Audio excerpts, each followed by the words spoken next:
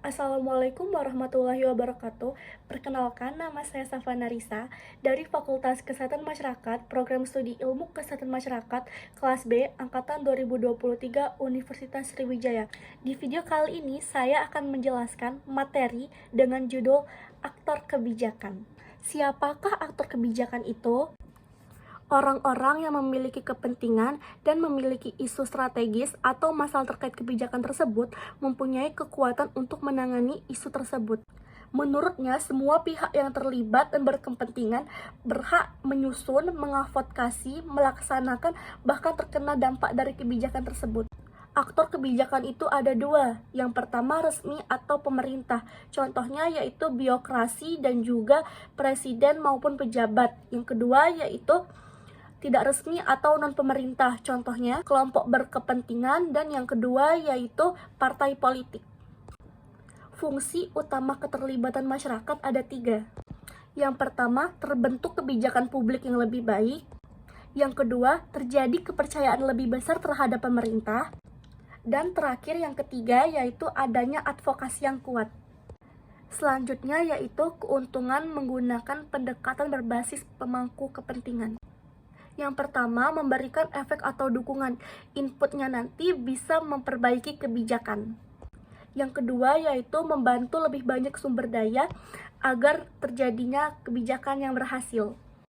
Yang ketiga, membuat komunikasi efektif yang lebih meningkatkan atau memahamkan kebijakan yang sedang berlangsung. Yang ketiga, yaitu antisipasi dini terhadap terjadinya reaksi masyarakat pada saat implementasi kebijakan tersebut.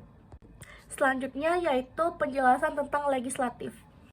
Legislatif dibuat secara formal untuk memutuskan keputusan-keputusan politik secara bebas, seperti dalam melakukan penetapan perundang-undangan, mengoreksi, bahkan menyebarluaskan kebijakan terhadap masyarakat.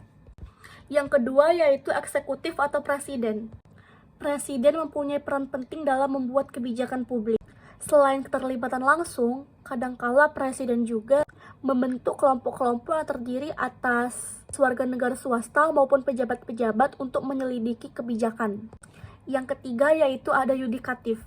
Lembaga ini mempunyai kekuasaan cukup besar untuk mempengaruhi kebijakan publik. Dan bila keputusan-keputusan tersebut bertentangan dengan konstitusi, maka yudikatif berhak untuk membatalkan. Yang keempat yaitu instansi administrasi.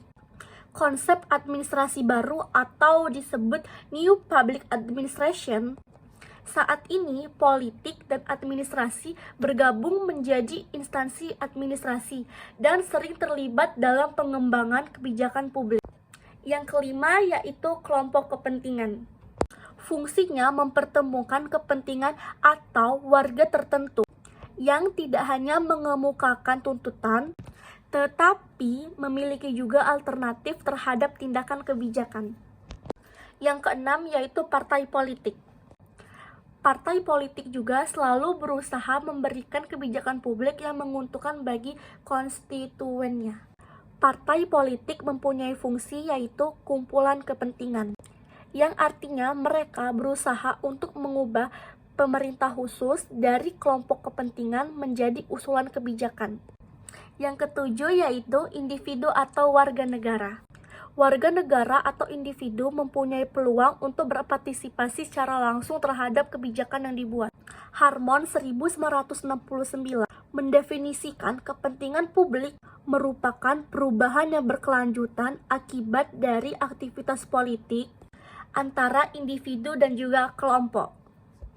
Dan kepentingan publik dianggap sebagai konsekuensi yang muncul dalam formulasi kebijakan publik yang ditentukan oleh aktor yang terlibat di dalamnya, baik aktor dari pemerintah maupun aktor dari masyarakat.